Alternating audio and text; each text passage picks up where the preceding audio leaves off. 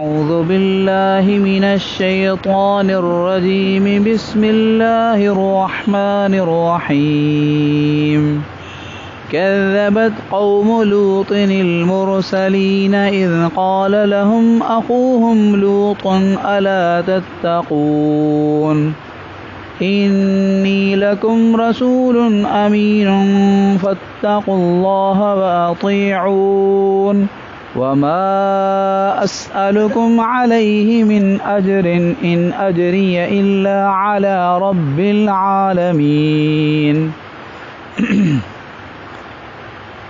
लूत जी क़ौम रसूलनि खे कूड़ो कयो। जॾहिं उन्हनि खे उन्हनि जे भाउ चयो, उन्हनि जे भाउ लूत उन्हनि खे चयो, छा तव्हां डिॼो नथा?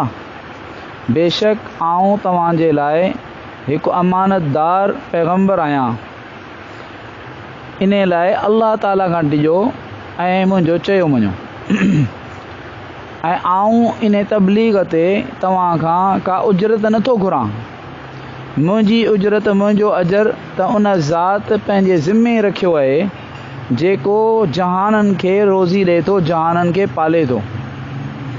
अतअतून الذكران من العالمين وتذرون ما خلق لكم ربكم من أزواجكم بل أنتم قوم عادون। छा तमाम जहाननि जे इंसाननि मां मर्दनि वटि पंहिंजी शहवत पूरी करण जे लाइ वञो था ऐं जेके घर वारियूं तव्हांजे रब तव्हांजे लाइ पैदा कयूं आहिनि उन्हनि खे छॾे वेठा आहियो। बल अंतुम क़ौमुन आदून, बल्कि तव्हां त हद खां लंघण वारा इंसान आहियो, माना इंसानियत जे हद ओरांगे विया आहियो। قالوا لئن لم تنته يا لوط لتكونن من المخرجين। चयाऊं त ए लूत, जेकॾहिं तूं न मुड़े त पोइ ज़रूर थी वेंदे उन्हनि माण्हुनि में जिन खे ॻोठ मां ॿाहिरि कढियो वञे थो। यानी ही जेको बि असां करियूं पिया, असांखे इन ॻाल्हि ते मना न कर। जेको असां करियूं था असांखे करणु ॾे। जेकॾहिं तूं वरी बि असांखे मना करण खां न मुड़े ऐं मना कंदो रहंदे त पोइ असां तोखे ॻोठ मां कढी छॾींदासीं। قال إني لعملكم من القالين। लूत अलैहिस्सलाम चयो त यकीन करियो, बेशक आऊं तव्हांजे इन अमल खां बेज़ार आहियां, उन्हनि माण्हुनि में आहियां जेके तव्हांजे इन अमल खां बेज़ार आहिनि। मूंखे सख़्तु नफ़रत आहे तव्हांजे इन गंदे फेल खां।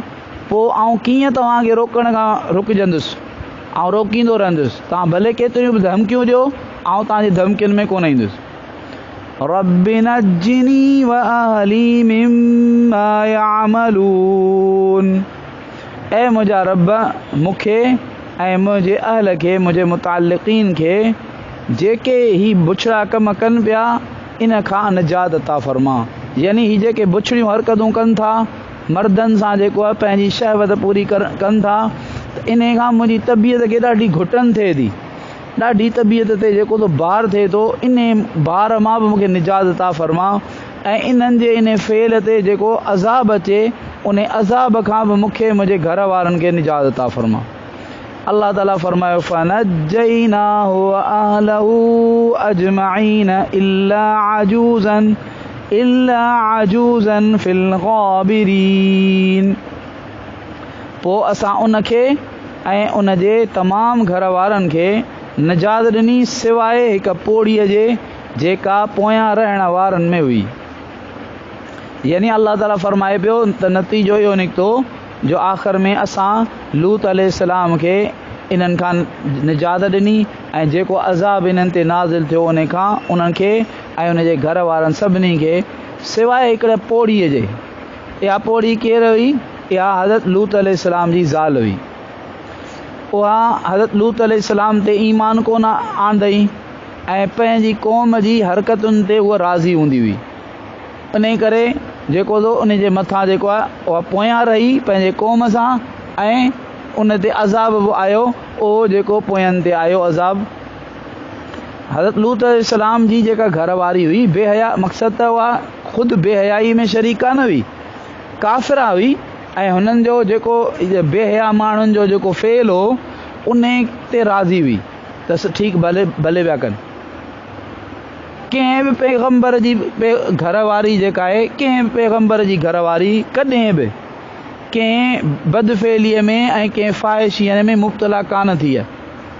अल्लाह पाक पैगम्बरनि खे जेके घर वारियूं अता फ़रमायूं कॾहिं बि अहिड़ो मौक़ो कोन आयो, कॾहिं बि साबित कोन थो थिए कंहिं बि दलील सां त नऊज़ बिल्ला पैगम्बर जी घरवारी का बदफेली, नऊज़ बिल्ला कंहिं गंदी शइ में मशगूल थी विझे, फ़ाहिशी वग़ैरह में।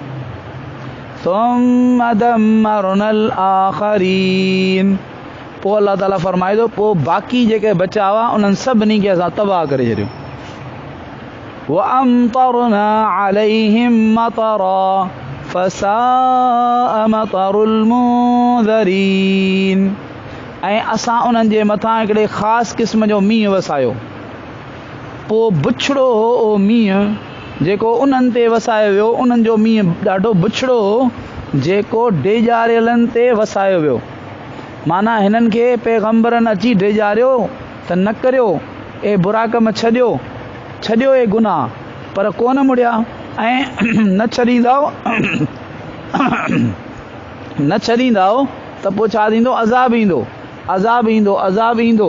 ॾाढा डेजारिया विया पर हिननि उन्हनि जे डेजारण ते मुड़िया कोन पंहिंजे उन फेल खां, नेठि उन्हनि ते पथरनि जो मींहुं असां वसायो, पथरनि जो मींहुं वसायो। इन बस्ती 12 केतिरियूं बस्तियूं हुयूं, इन बस्तियुनि खे अल्लाह ताला हिकिड़ो त मींहुं वसायो इन्हनि जे मथां पथरनि जो, ऐं पोइ वरी इहा चकी कढी हज़रत जिब्रील अलैहिस्सलाम मथे खणी विया पंहिंजे पर ते, ऐं पोइ उहा ऊंधी करे एतिरे क़दुरु जो अचे थो रिवायतुनि में त पहिरें आसमान जे फ़रिश्तनि इते जे कुतनि जा जेके भोंकार आहे न इन उहा बि ॿुधी। माण्हू त मरी विया पर कुतनि जी, पोइ वरी उनखे ऊंधो करे वरी उन साॻी जाइ ते जितां उहा चकी कढी हुई ज़मीन मां हेठि आयो वियो, जो हेठि हली वई ऐं उते पाणी अची वियो। अल्लाह ताला फरमाए थो इन्न फी ज़ालिका लआया वमा कान अक्सरुहुम मुमिनीन वइन्न रब्बक लहुवल अज़ीज़ुर रहीम, बेशक इन किस्से जे अंदरि वॾी निशानी आहे, यानी इबरत जी निशानी आहे त अल्लाह पाक जी नाफ़रमानी, पैगम्बरनि जी दावत खे ठुकराइण ऐं ख़ैर ख़ाहनि जी ॻाल्हि खे ठुकराइण, उन जो जेको अंजाम थिए थो ॾाढो बुछड़ो थिए थो। वमा कान अक्सरुहुम मुमिनीन, अल्लाह ताला फरमाए पियो पर हिननि मां अक्सर मके जा जेके अक्सर काफ़िर आहिनि उहे ईमान आणण वारा न आहिनि। बेशक तुंहिंजो रब अलबत्ता ओ कामिल इक़्तिदार वारो, वॾी कुवत वारो आहे ऐं वॾे रहम करण वारो आहे। जेकॾहिं अज़ाब करणु चाहे त उनखे का देरि कान लॻंदी, सभिनी खे ख़तमु करे छॾे, पर छो जल्दी अज़ाब कोन थो करे, छो वॾी रहमत वारो आहे।